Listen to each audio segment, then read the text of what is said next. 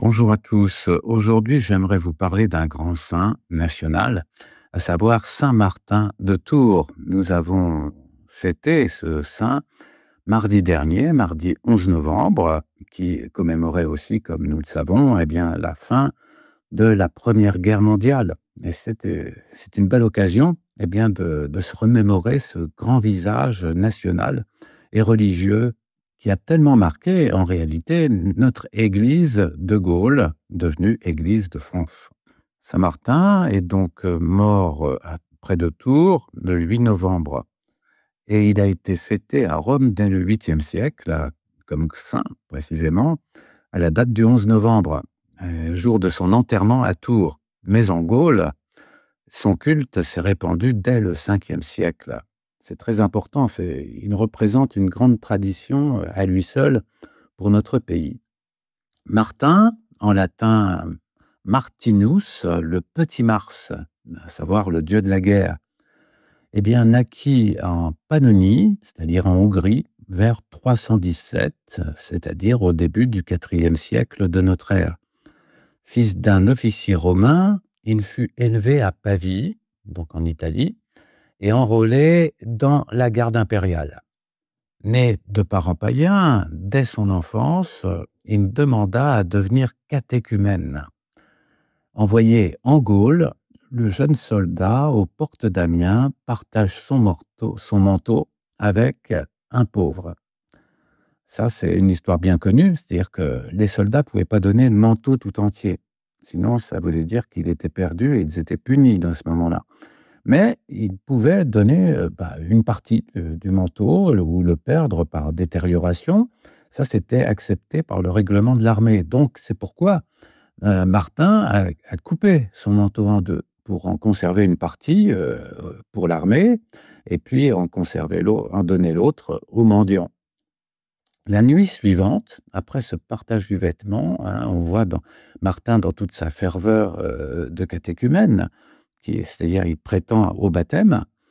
La nuit suivante, Martin vit le Christ vêtu de la moitié de la chlamyde dont il avait couvert le malheureux.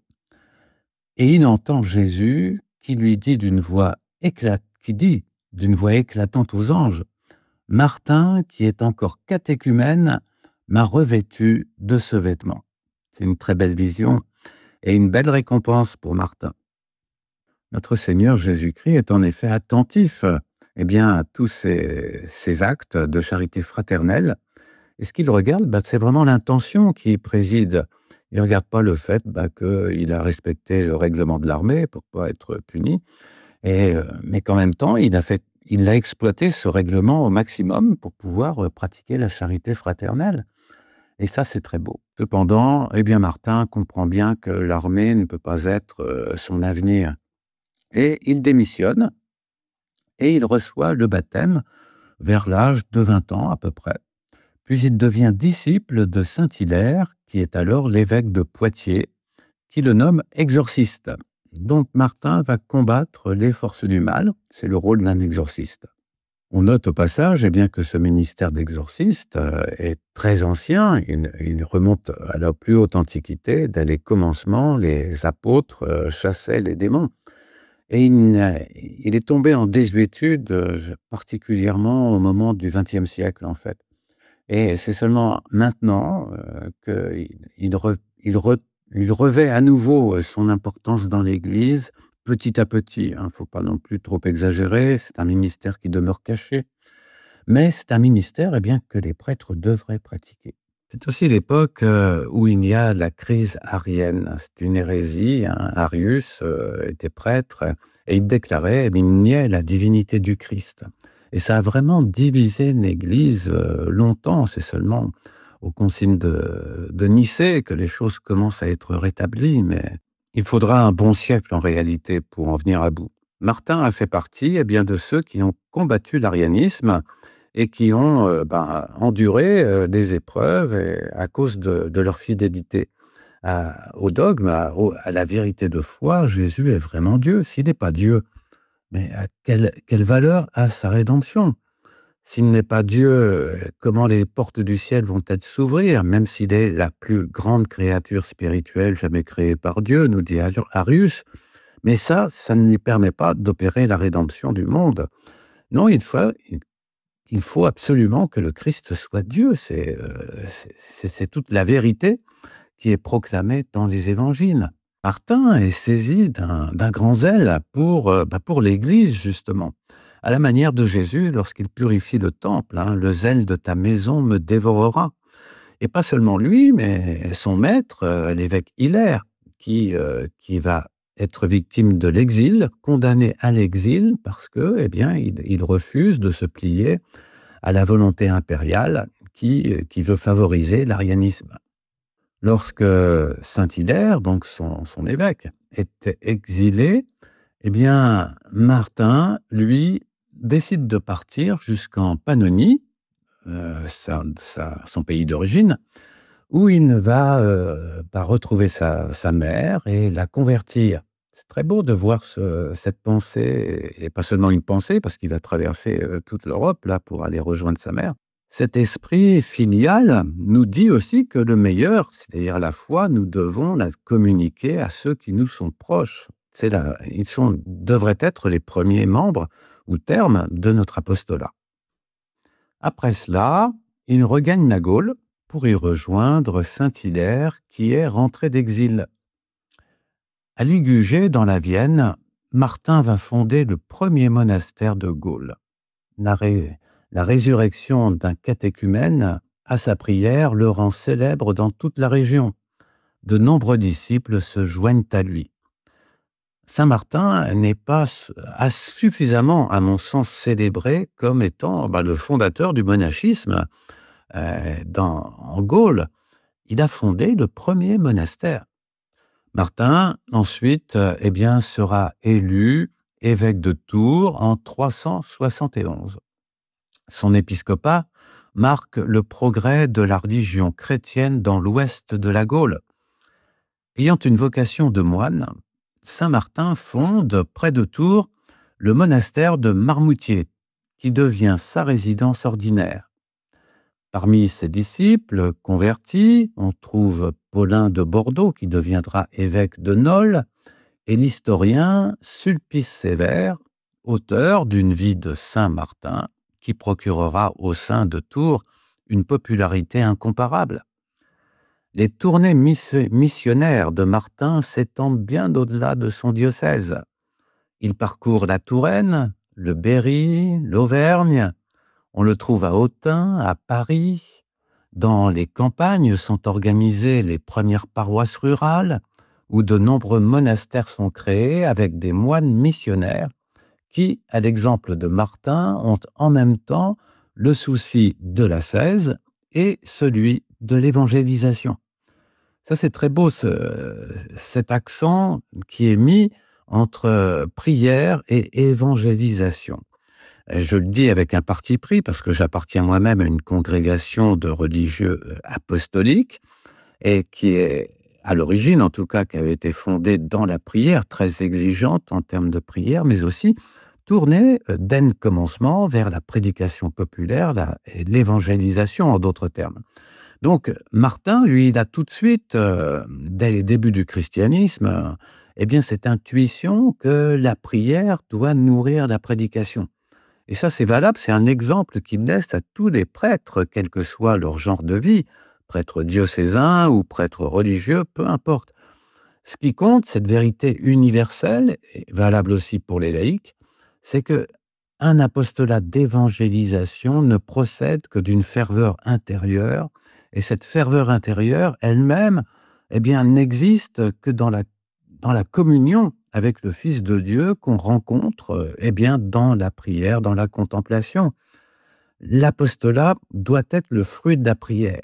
C'est pas l'inverse. C'est pas l'apostolat d'évangélisation qui nous invite à prier. C'est la prière qui nous invite à porter la bonne nouvelle au monde, à tous ceux que nous rencontrons. Homme de paix, Martin achève sa vie à Cande, près de Tours, où il s'était rendu pour pacifier le clergé divisé. C'était le 8 novembre 397. Donc, Martin est mort à l'âge de 80 ans. Enseveli à Tours, sa ville épiscopale, son tombeau devient le premier centre de pèlerinage de Gaulle.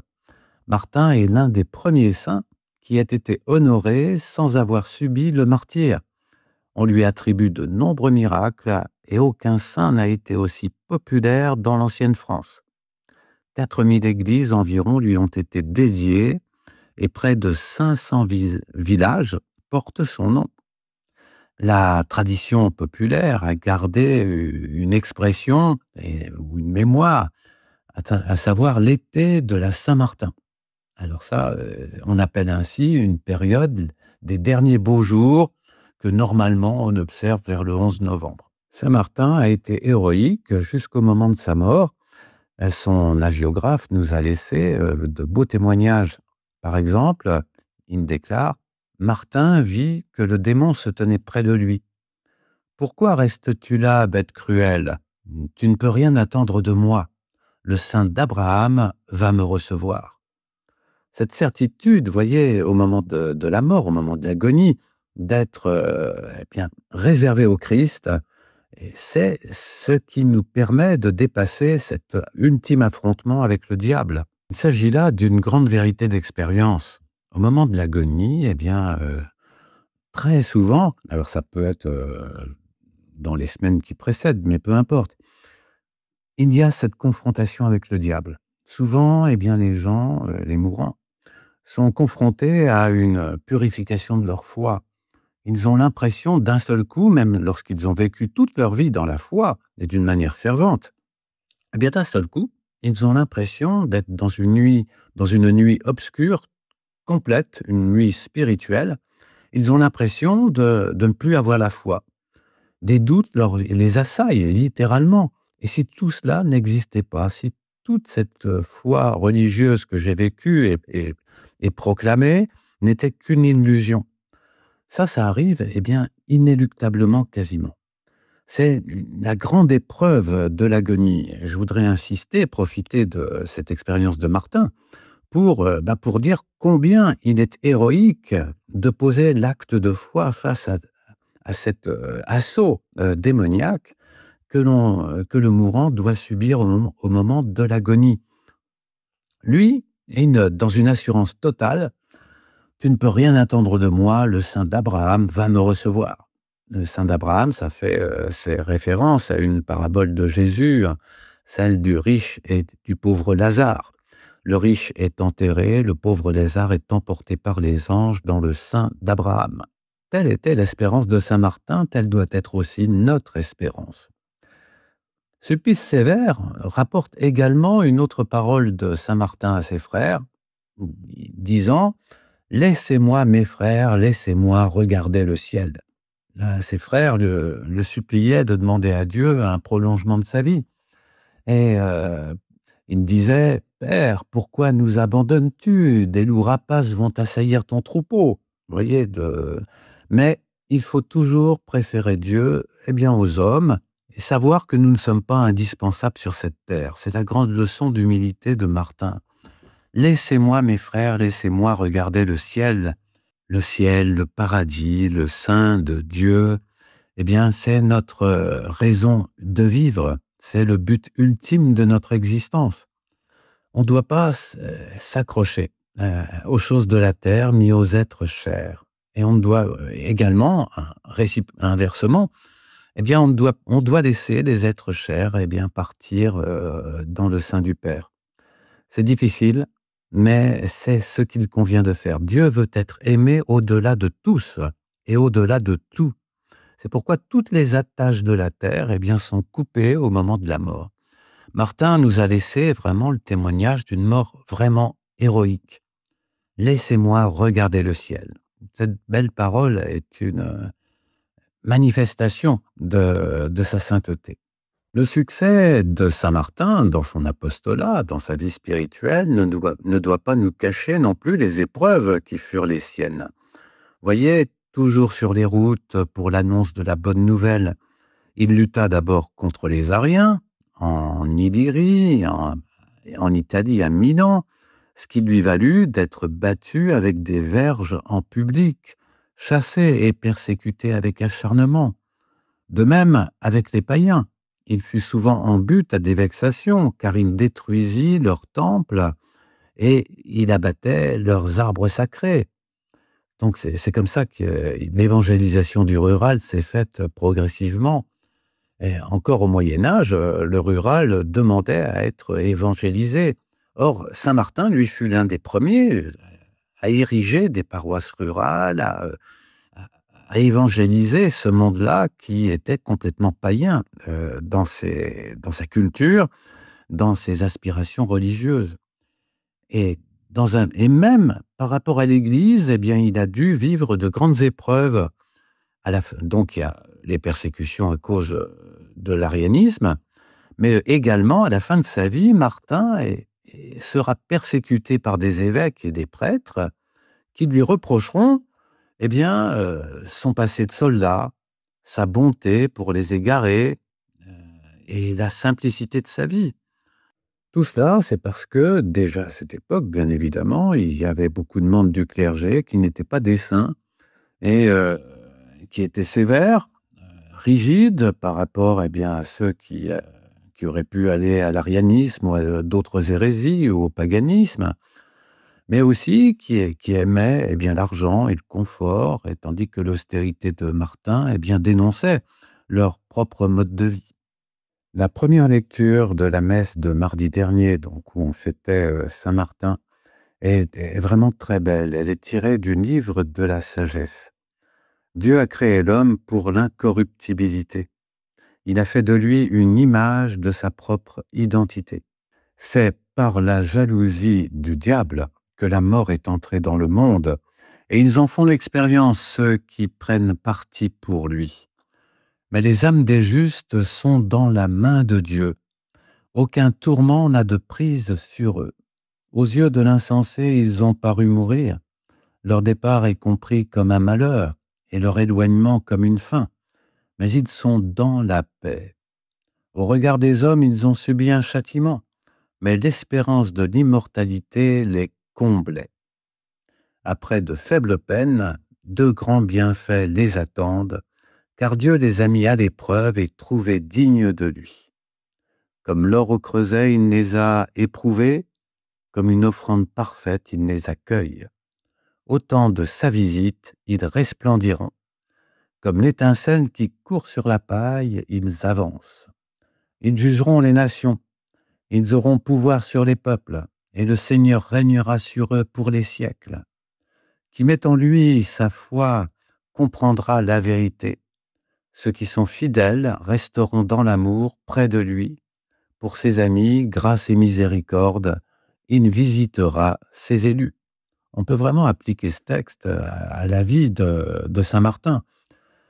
D'abord, cette affirmation: Dieu nous a créés à son image et il nous a créés pour l'incorruptibilité. C'est-à-dire que ce qui est important dans notre vie terrestre et dans notre être d'homme, eh bien, ce n'est pas le corps, avec tous ses appétits, avec toutes ses aspirations, mais aussi avec toutes ses peurs. La peur fondamentale, c'est de quitter ce monde, de disparaître à ce monde. Et ça, c'est le corps qui est terrorisé face à la perspective de la mort. Mais nous sommes créés en vue de cette vie nouvelle, de cette vie éternelle. Donc c'est l'âme, c'est la dimension spirituelle de notre être qui doit être notre lumière. Les amis, laissez-moi regarder le ciel, disait saint Martin. Pour l'homme charnel, c'est-à-dire celui qui n'écoute pas de son âme, eh bien la mort des croyants est une véritable malédiction. Ils ont fait des renoncements durant leur vie, ils ont partagé leurs biens, ils ont même peut-être vécu des vies très austères, ils ont peut-être même été persécutés à cause de leur foi durant leur vie, et tout ça pourquoi? Pour disparaître de ce monde. Or c'est, d'un point de vue chrétien, c'est précisément là le bonheur, disparaître de ce monde, pour enfin entrer dans l'autre. Tous les païens, de tous les temps, ne pensent qu'à une chose, c'est vivre une éternité sur la terre. À une éternité heureuse et confortable, bien évidemment. C'est la théorie de la réincarnation, cette doctrine qui a tellement de succès, malheureusement y compris dans l'Église, parmi des croyants. Pensons à la tendresse de Dieu. Et vraiment, ayons cette foi comme saint Martin, dans la tendresse du Père à notre égard.